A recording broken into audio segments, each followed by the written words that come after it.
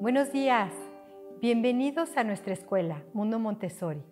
Nos da muchísimo gusto abrir las puertas nuevamente de este espacio, hoy para trabajar un tema muy importante que llama muchísimo la atención en el sistema Montessori. Y esto se llama vida práctica. Les llama mucho la atención porque cuando uno entra a un ambiente Montessori, ver este espacio con las plantitas, con jarritas pequeñas, con recipientes chiquitos, con platos, con un tallador para ropa pequeño, llama mucho la atención para qué sirven esas actividades. ¿Por qué es que los niños lavan la ropa? ¿Por qué lavan los trastes? ¿Por qué barren el piso? ¿Cuál es el sentido de estas actividades? Y esto es lo que nos reúne ahora a platicar. ¿Qué es vida práctica? Centra su trabajo en la observación. Ella era médico y entonces centra lo que su trabajo es científico y entonces ella observaba qué era lo que pasaba con los niños. Y hay un periodo muy importante de los primeros años, del primer año hasta los 6 años, que se llama imitación. Es un periodo sensible a la imitación. ¿Qué es lo que sucede? Que los niños quieren imitar. Imitan a sus compañeros, pero sobre todo imitan al adulto. Y entonces María Montessori se daba cuenta que estas actividades que ella hacía limpiando su ambiente, los niños la querían repetir y si ella agarraba un trapito, el niño agarraba un trapito. ¿Cuántas veces hemos visto a estos pequeñitos desde muy bebés que van haciendo lo mismo que va haciendo la mamá? Y entonces la mamá agarra un trapo para sacudir y el niño va sacudiendo por todos lados de la misma manera como lo hace el adulto. Entonces ella se da cuenta que hay dos funciones importantes en estas actividades. Uno es la imitación, que para el niño es muy importante seguir al adulto, y otra cosa es que el niño está trabajando su cuerpo. Y entonces con este tipo de actividades el niño va a trabajar la coordinación de movimientos básicamente. Pero les voy a platicar en qué consiste este material de vida práctica. Primero entonces quedamos en que son actividades de la vida cotidiana del adulto que se llevan a cabo diariamente. Estas son para mantener las condiciones necesarias para la vida, para el arreglo personal y el arreglo del ambiente. También sirven para ampliar las relaciones sociales y familiares. Ese es otro tipo de presentaciones de vida práctica, las que tienen que ver con mi comportamiento y cómo me involucro en la sociedad. ¿A qué ayudan al niño? Ayudan, María Montessori le llamaba, era una palabra que ella usaba mucho, que se llamaba normalización. La normalización, según la doctora Montessori, tiene 4 puntos muy importantes. Llevar al niño a la normalización es hablar de que un niño puede trabajar con un propósito que le va a ayudar a desarrollar su inteligencia. Ese es un niño normalizado, el que va a buscar un trabajo, una actividad que lo va a llevar a desarrollar su inteligencia. Ese es el punto número 1. El punto número 2 de un niño normalizado es que amplíe en las actividades que él va haciendo, va ampliando sus periodos de concentración y de atención. Los chiquitos manejan mucho en Montessori la palabra concentración. Es que me tengo que concentrar, es que no me permiten concentrarme, porque ellos saben perfectamente que esto es uno de los trabajos más importantes que se hace en una escuela Montessori y que estos materiales que ahorita voy a explicar ayudan justo a ir ampliando estos niveles de atención y concentración. Utilizan sus manos, ese es el punto número 3, utilizan sus manos y su experiencia. Aquí no hay nada platicado. De hecho, son presentaciones silenciosas donde no se habla, la guía no explica, sino únicamente lleva con movimientos a que el niño pueda repetir estas actividades y lo lleve el niño a su propia experiencia. Y el cuarto punto de un niño normalizado es un niño que tiene la libertad suficiente y la independencia para poder llegar a la autonomía. ¿Qué es la autonomía? la capacidad de elegir. Entonces, un niño en una escuela Montessori normalizado trabaja con sus manos, trabaja con un propósito que lo lleva a la inteligencia, es un niño concentrado, es un niño que utiliza sus manos para llevarlo a la experiencia y es un niño autónomo que tiene posibilidades de elegir. Eso es un niño normalizado. Y probablemente esta palabra de normalizado a algunas personas en la actualidad les haga un poco de ruido, porque entonces, ¿qué pasaría con los otros niños que no son normales? No son normales. Pensemos y tenemos que irnos al contexto histórico de la doctora. Ella era médico, donde realmente la psicología no era la que funcionaba en la vida, sino era la psiquiatría. Y entonces era normal o anormal, era sano o enfermo. Había estas polaridades y había estos nombres muy determinantes. De hecho, María Montessori, cuando ustedes hagan lecturas sobre esto que ella explica ampliamente sobre los niños normalizados, también habla del otro polo que le llamaba los niños desviados. Obviamente, hoy por hoy son palabras que ya no se utilizan, son palabras muy fuertes y sobre todo que pueden etiquetar o que pueden distinguir a un grupo de niños. Y algo que hizo la doctora fue de integrar. O sea, la doctora no separaba, sino que ella veía al niño normalizado como un objetivo, como un lugar de trabajo, como un lugar de desarrollo a donde llegar, no queriendo decir que los demás estuvieran segregados, sino que era como el máximo desarrollo de un niño cuando podía ser un niño concentrado, un niño que elige y que es libre, un niño que es autónomo, un niño que trabaja con un propósito, que desarrolla su inteligencia. Eso es un niño que va llegando a la normalización. Bueno, ahora esto es un poco de filosofía, lo que acabo de explicar, y ahora vamos a la parte metodológica, creo que esto es muy valioso del sistema Montessori, que tiene una parte filosófica y una parte metodológica. Esto que acabo de hablar es la filosófica y ahora vamos a hablar de la metodológica, que es el material en sí. Vamos a hablar que los materiales Montessori, los materiales de vida práctica, van a cubrir necesidades en los niños. Y creo que por eso es muy valioso el sistema Montessori, porque va a llegar a satisfacer necesidades que están latentes en los niños de 0 a 6 años, que es cuando básicamente se va a ocupar este material de vida práctica. ¿Qué necesidades tienen los niños? Movimiento, orden. Los niños de esta edad tienen una gran necesidad de ordenar todo, de acomodar, de que todo esté lindo, que todo esté ordenado. Cuando ustedes no les haga sentido, porque dicen es que en su recámara les cuesta mucho trabajo ordenar o siempre todos sus juguetes están desordenados, ¿por qué Montessori habla de este orden? Porque el orden externo ayuda a organizar su orden interno. Entonces, cuando hay mucho caos afuera, el niño no puede organizarse y no puede ordenar. Pero si el niño ve esto así ordenado y luego yo hago esto, el niño va a venir y lo va a acomodar y lo va a poner así, porque para él es importante, le da tranquilidad ver esta perfección y este orden que se va guardando. Entonces, hay movimiento, cubre esta necesidad de orden, cubre esta necesidad de exploración, genera autoconfianza en el niño porque logra hacer las actividades de principio a fin y es material con el cual van a repetir hasta que les salga, ¿no? Nosotros podemos poner este ejemplo de un marco de botones y entonces podemos ver cómo un niño, nada más voy a poner el ejemplo, cómo un niño puede hacer esto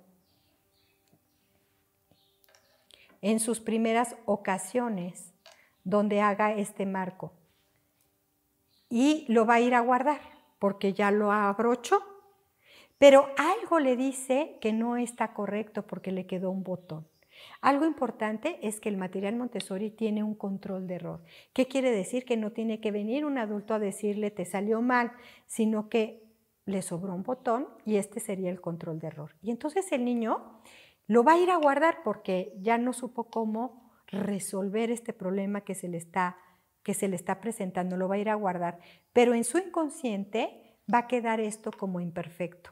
Y como el ser humano va a la autoperfección, lo primerito que va a hacer al otro día va a llegar a volverlo a hacer nuevamente. El material de vida práctica se clasifica en 4 áreas. La primera área son actividades relacionadas con el análisis y el control de movimiento. Por ejemplo, tenemos este material que se llama vaciar agua. Entonces, quiero que lo observen.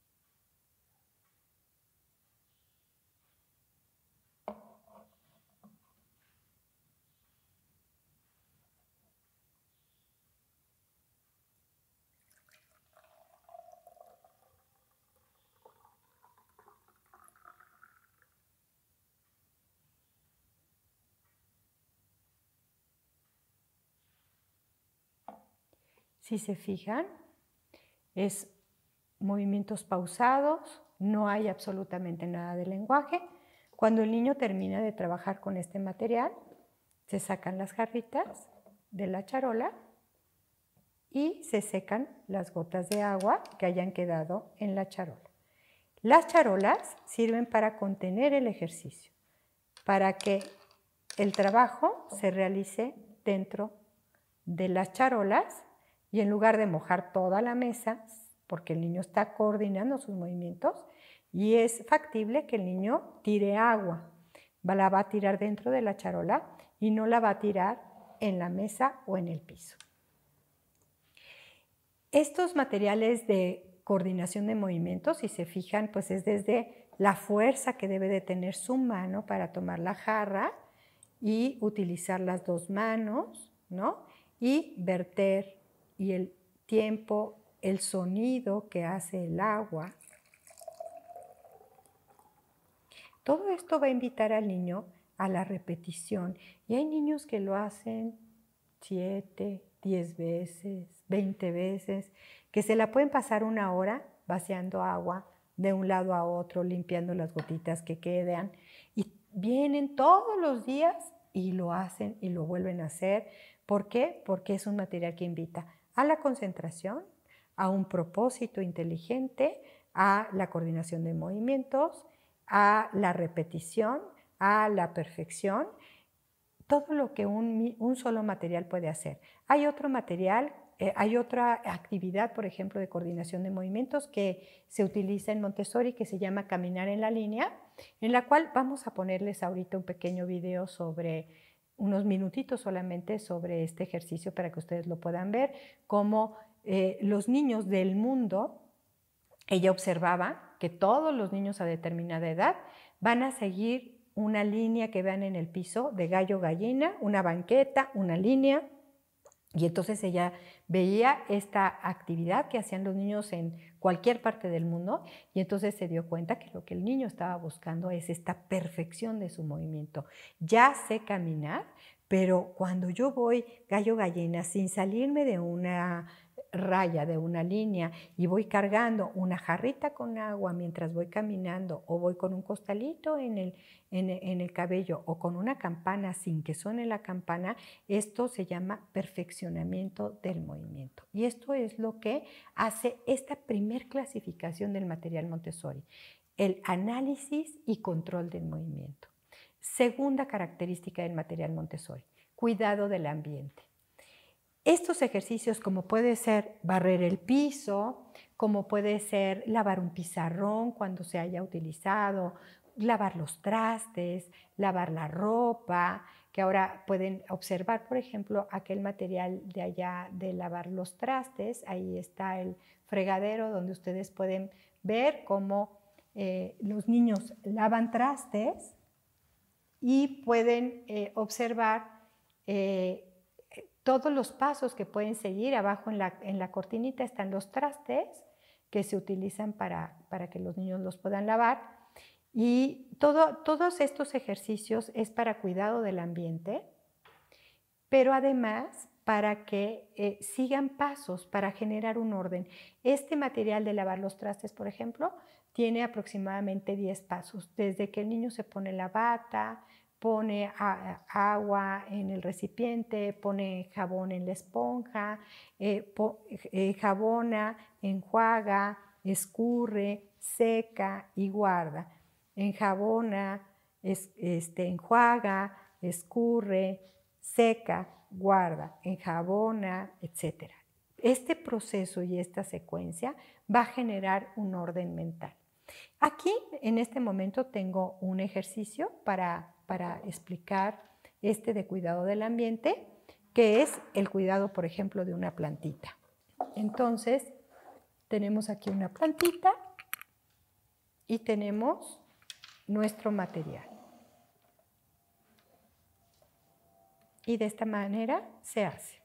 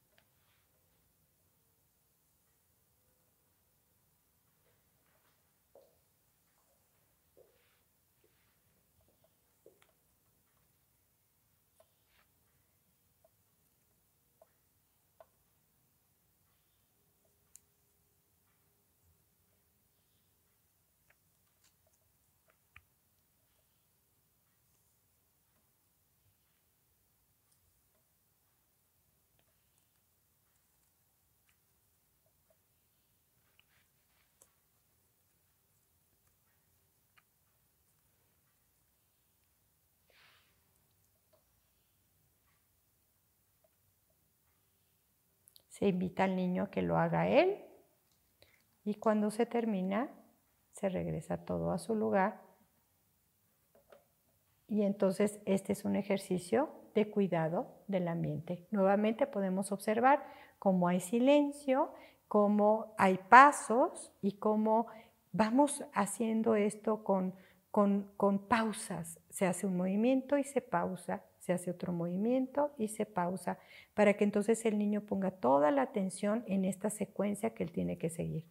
Ahorita por la cámara volteé mi mano, pero la maceta se va girando y vamos limpiando en orden las hojas de frente del niño.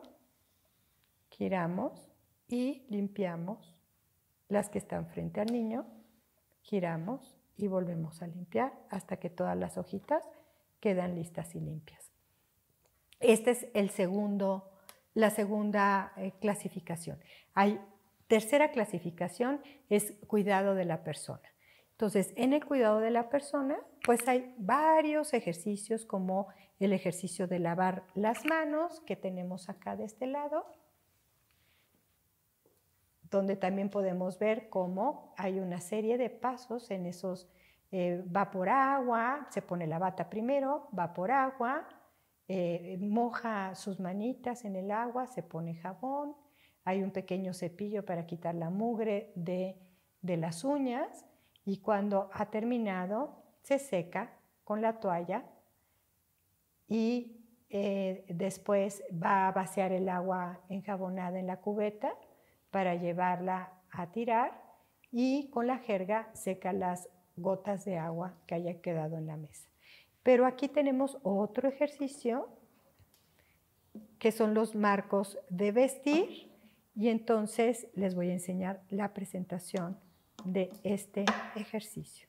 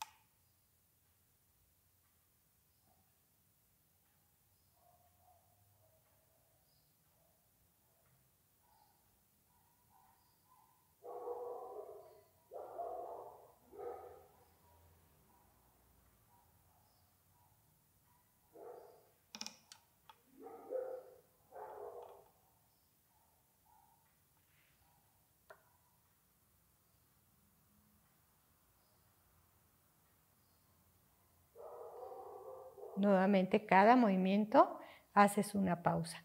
Y en este lugar están diferentes marcos de vestir, como botones más pequeños, como un cierre,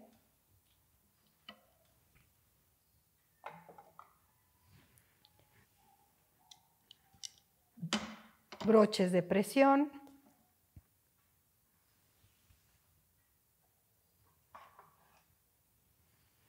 macho y hembra, se llama este.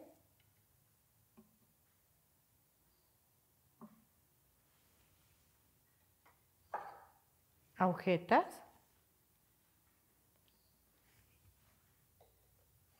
Estas se llaman agujetas de bota, que obviamente en la época de la doctora, pues era muy común tener estas agujetas de bota.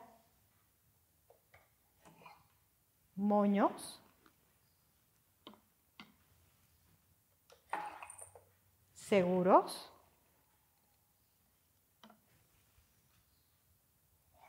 Y hebillas.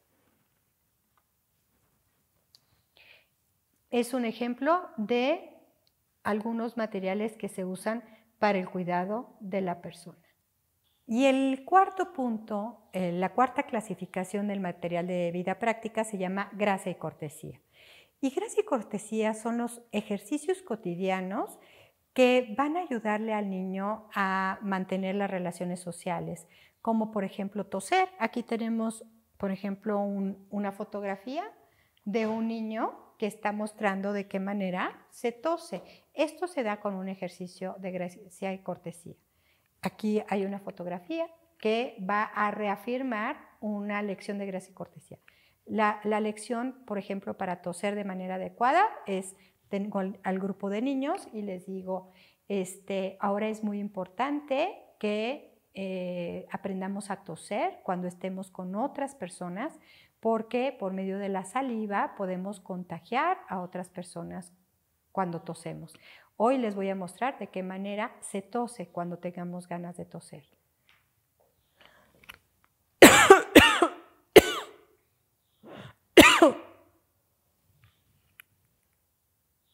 Cuando voy a estornudar, también lo puedo hacer igual. Y de esta manera mis manos siempre están limpias y protejo a los demás de que esto suceda. Esto es una lección de gracia y cortesía. Cómo poner una mesa, cómo limpiarnos la nariz, cómo colgar un suéter. Por ejemplo, cuando un niño tiene una chamarra, que es muy común que se la quiten así, con una manga adentro y otra afuera, se puede dar una lección de gracia y cortesía. Y le podemos decir al niño, hoy te voy a enseñar cómo colgar tu chamarra en un gancho.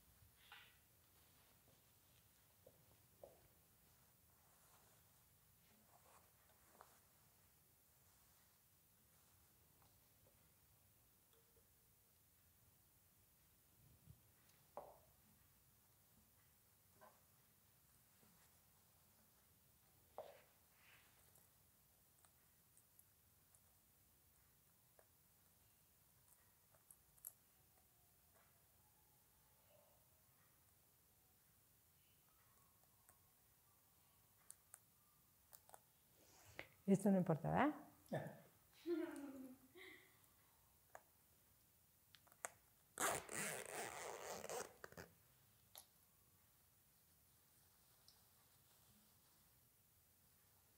De esta manera se cuelga tu chamarra en un gancho. Ahora la puedes llevar al perchero. Si se fijan, hay pocos movimientos pausados, después de un movimiento pauso, para que quede como muy clara la secuencia que debe de cumplir el niño. Entonces, ¿qué es lo que tenemos y cuáles son los puntos de interés en el material de vida práctica. Primero, cumplir con una secuencia ordenada. Después, una oportunidad de ensayar, porque yo le digo al niño, ahora lo puedes hacer tú. Y luego si ve algún suéter que no está colgado, le puedo decir, ¿y puedes ayudarle a Lupita a guardar su suéter que no lo ha guardado? Vele a preguntar a Lupita si quiere que tú le cuelgues en un gancho su suéter. Y entonces tiene una oportunidad de ensayar y de practicar y de perfeccionarlo. Otro punto que es muy interesante para el niño es una identificación con el adulto por medio de la imitación.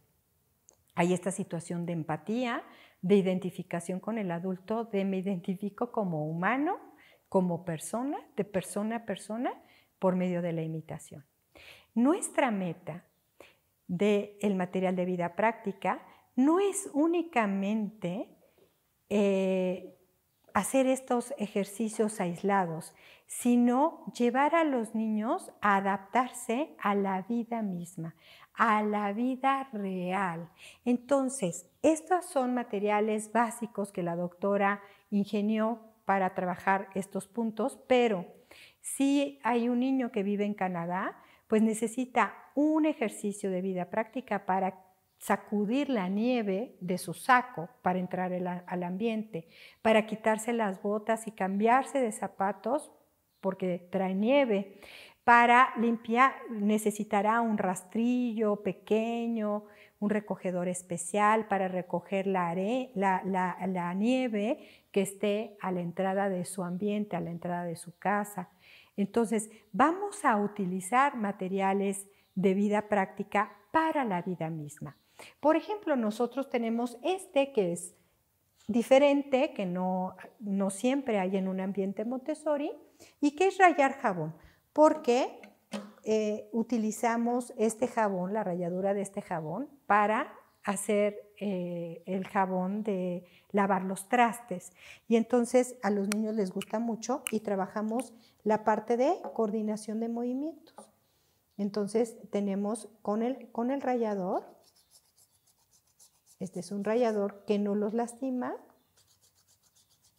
y están trabajando la fuerza, la coordinación de movimientos. Y esta ralladura de jabón la vamos a utilizar para hacer el jabón líquido que vamos a utilizar para lavar los trastes. Entonces, ustedes se pueden dar cuenta que este material se puede utilizar dependiendo del lugar donde el niño viva y de las necesidades que haya en el lugar donde vive el niño. Entonces, el material cubre necesidades vitales, dice María Montessori. Ella le llamó movimientos sintéticos, reducidos, movimientos ordenados que dirigen la mente hacia un propósito inteligente. Entonces, es como tengo este autocontrol de mi cuerpo para tener este movimiento equilibrado, ordenado, organizado, lindo, armonioso, para cubrir y llegar a un propósito. Entonces, si nosotros pensamos en niños menores de 6 años y creemos que van corriendo por la vida y que están desorganizados y que no organizan su cuerpo y que todo tiran y que chocan con todas las cosas, este tipo de materiales va a ayudar a los niños a organizar y a tener autocontrol corporal, mental y espiritual, porque al ir elevando los niveles de atención y concentración, los niños van a generar esta tranquilidad espiritual para poder recibir otro tipo de aprendizajes. Y ahora les voy a platicar que el material de vida práctica cubre 3 criterios. El primer criterio es la proporcionalidad del cuerpo del niño con el tamaño y el peso del material que él está trabajando. Por ejemplo, este material es para abrir y cerrar frasquitos, para trabajar la parte de coordinación de movimientos fino, y entonces lo que hace el niño es con pequeños frasquitos, pone las tapas en un lugar y los frasquitos en otro lugar. Pero son frascos totalmente proporcionados con diferente tipo de manera de abrir y cerrar para que justo el niño vaya descubriendo y vaya trabajando la coordinación fina.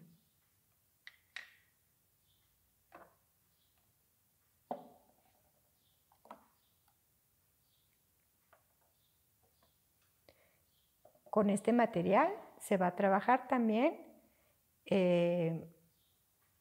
apareamiento. ¿Qué recipiente y qué tapa corresponden con cada recipiente? Correspondencia, que es un principio matemático, la correspondencia. Si se fijan, nada más es para que ustedes observen cómo es proporcional al cuerpo del niño, a la manita del niño, de tal manera que él pueda tomar y trabajar con todos los materiales, como por ejemplo este que es para bolear el zapato, pues le damos un zapato pequeñito y le enseñamos cómo bolear, que ahora ya prácticamente todos los niños traen tenis, entonces luego están pidiéndole a los papás, cómprame zapatos que yo pueda bolear en la escuela, porque ya casi todos traen tenis. El segundo criterio es que los materiales y su función de acuerdo a la edad y a la dificultad. Entonces, por ejemplo, aquí tenemos 2 ejercicios de cucharear, que es para coordinación de movimientos finos. Se toma la cuchara, siempre está la cuchara en el centro, para que el niño escoja con qué mano trabajar, porque está en desarrollo su lateralidad.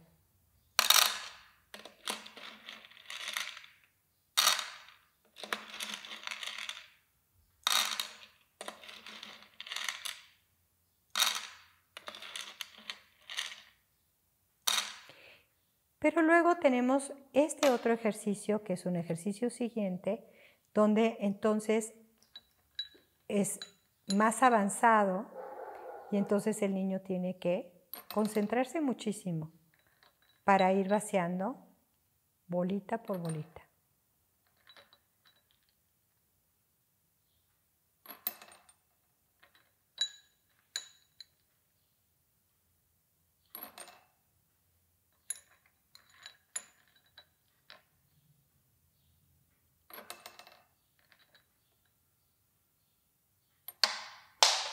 Esto es lo que puede suceder. Y aquí está el control de error. Cuando una de las bolitas se cae al suelo y lo que hace es sentir emoción de la perfección, porque se me cayó. Y entonces me invita a seguirlo haciendo y no lo pone acá, lo vuelve a poner acá y vuelve a intentarlo nuevamente. Se vuelve a concentrar mucho, mucho para poderlo meter. Entonces, el segundo criterio es que el material va aumentando la dificultad, va haciendo una dificultad graduada dependiendo de la edad del niño. Y el tercer criterio es que el material debe de ser atractivo, en perfecto estado y bonito, lindo. Este, por ejemplo, es un material para coser botones. Y entonces aquí tenemos el cojincito, las telas, donde él puede escoger qué tela utilizar, sus tijeras, su hilo. También hay 2 para que escoja qué hilo quiere utilizar y qué botón puede utilizar, qué botón le gusta para coser el botón. Y con esto se da la presentación de coser botones. Si se fijan, es lindo, es agradable, es atractivo, está en perfecto estado. Invita a los niños a hacerlo así. Todas las presentaciones deben de tener una sola dificultad a la vez. Entonces, por eso manejamos tantos colores neutros, para que solamente haya una sola dificultad. Esto es solamente para coser botones, no es para pintar y luego coser, no. Es solo para abrir y cerrar, solo para bolear zapatos, solo es coordinación de movimientos, solo es para limpiar la planta, o sea, debe de haber una dificultad a la vez. Las presentaciones deben de ser breves, rápidas, muy claras, Y hablar solamente lo necesario. Prácticamente se dan en silencio. Evitar movimientos superfluos. O sea, no es necesario que yo haga más movimientos, como por ejemplo, si voy a hacer y hago esto es un movimiento superfluo, que no es necesario. Tener este recipiente en mi mano es un movimiento superfluo. Entonces vamos a evitar los movimientos superfluos, usar los menos movimientos posibles, y los gestos son más importantes que el lenguaje en estas presentaciones. ¿Qué son los gestos? Los gestos son los movimientos. Es toda mi actitud corporal como guía cuando doy una presentación, y todos mis gestos manuales son más importantes que el lenguaje. La secuencia se va elevando siempre dándole una dificultad mayor al niño, y lo va a llevar a poder hacer un análisis del movimiento con más claridad. El análisis del movimiento va a ayudar a entender el todo y sus partes, y permitirá dominar la actividad a la perfección. Se supera cada acción individual por la que sigue. Paras unos segundos y vuelve a haber acción. Entonces paras unos segundos de inacción y luego vuelve a haber acción, y esa separación de cada acción va a organizar todas las acciones. Ahora les voy a platicar qué debe de haber en vida práctica en cada etapa, porque uno cree que nada más hasta los 6 años hay la vida práctica. La vida práctica debe durar para siempre, y la vida práctica en taller, en primaria, es muy importante. Entonces, ahorita les voy a platicar qué es lo importante, por ejemplo, de los 0 a los 3 años. De los 0 a los 3 años, en los bebés, un espacio para moverse. Obviamente, vida práctica tiene que ver con el ambiente preparado. Ustedes pueden buscar una plática, que aquí les vamos a poner el link, de una plática especial que se llama Ambiente Preparado. Aquí voy a unir vida práctica y ambiente preparado. De 0 a 3 años, un espacio para moverse. Necesitan moverse, un bebé necesita moverse y necesita tocar, sentir, oler, desarrollar sus sentidos. Va a llegar toda la información por medio de sus sentidos a través de la mente absorbente. Necesitan mucho orden, necesitan las cosas en su lugar, un espacio limpio y un espacio que proporcione el lenguaje, que los motive a hablar. Esas son las necesidades que tiene un niño de 0 a 3 años, y que el material de vida práctica y el ambiente preparado debe de cubrir. Ahora vamos a hablar de vida práctica para los niños de 3 a 6 años. ¿Qué necesitan? Reafirmar sus movimientos, perfeccionar sus movimientos. Entonces, este tipo de materiales donde ya van a perfeccionar el movimiento, usar sus sentidos ya de una manera mucho más fina y más desarrollada. Y algo muy importante en los niños de casa y los niños de 3 a 6 años es que este material le va a generar independencia. Entonces, por ejemplo, el ejercicio que les acabo de enseñar de colgar una chamarra, o cómo ponerse su batita solos, es de qué manera quitarme y ponerme los zapatos, de qué manera colgar mi suéter sin necesidad de un adulto.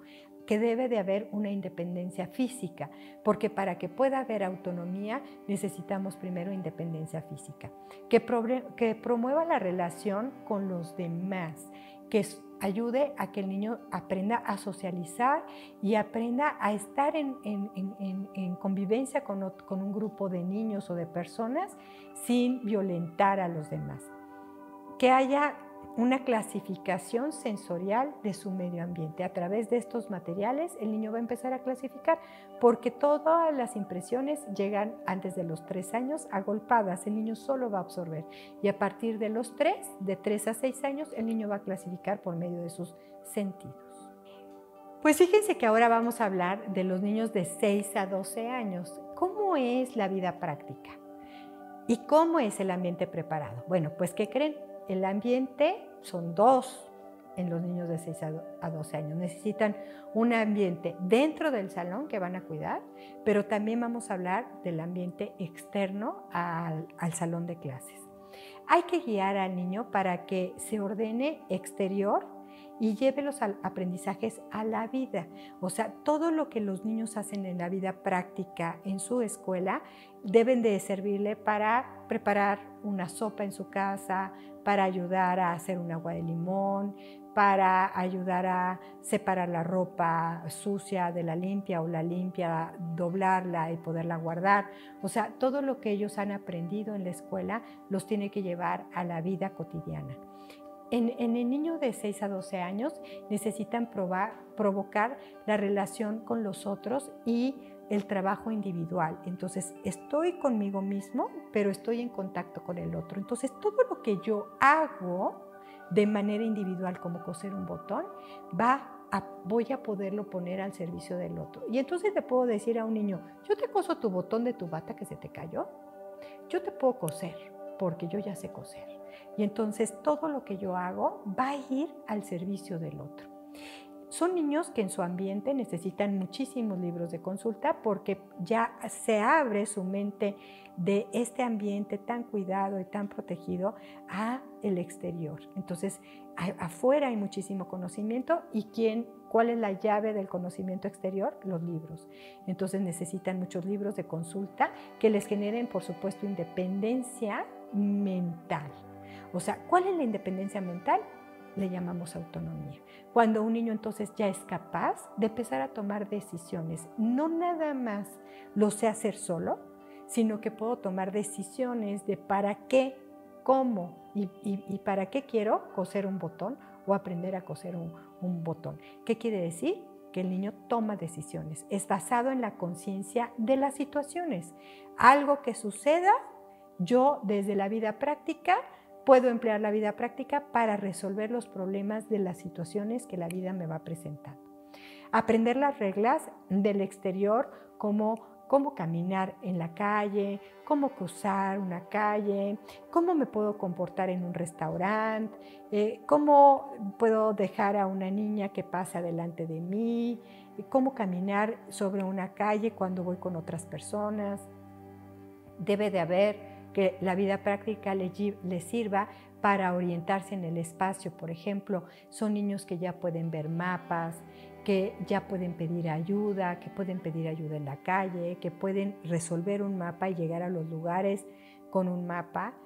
Yo recuerdo un niño ahora que pues obviamente se usaban mapas en otra época, ahora pues tenemos estas aplicaciones y yo me acuerdo haber estado haciendo un ejercicio con un niño de primaria, de tener que llegar con un croquis, tener que llegar a la panadería desde una iglesia y tenía que ir marcando y entonces luego narraba, ¿no? Tenía que escribir.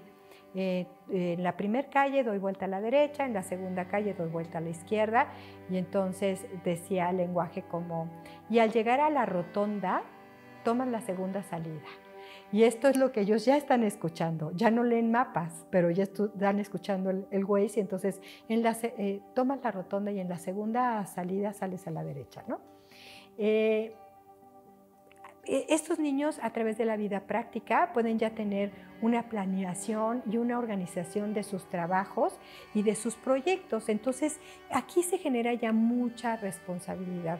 ¿Cómo llevar mi propio control? ¿Con qué estoy trabajando? Ya trabajé con matemáticas, con lenguaje, me falta trabajar con ciencias. Entonces yo puedo tener un propio autocontrol porque recuerden que los niños en una escuela Montessori eligen con lo que van a trabajar y entonces tengo que tener un equilibrio en los trabajos y no puedo estar trabajando solo con matemáticas, aunque me encante, necesito también áreas culturales.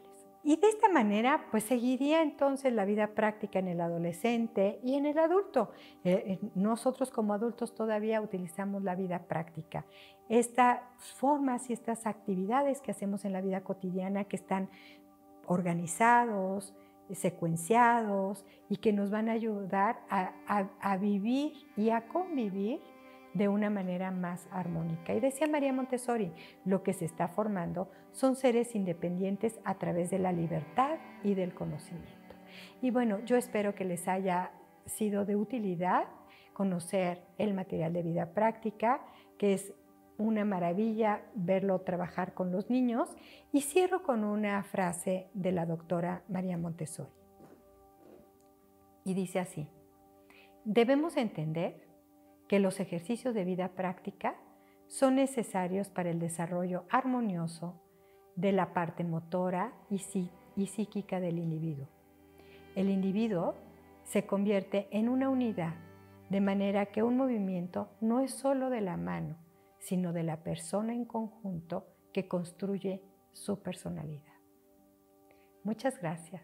Ayudemos a que nuestros niños tengan una personalidad armoniosa y sana a través de Montessori. Gracias. Nos vemos en nuestro siguiente encuentro.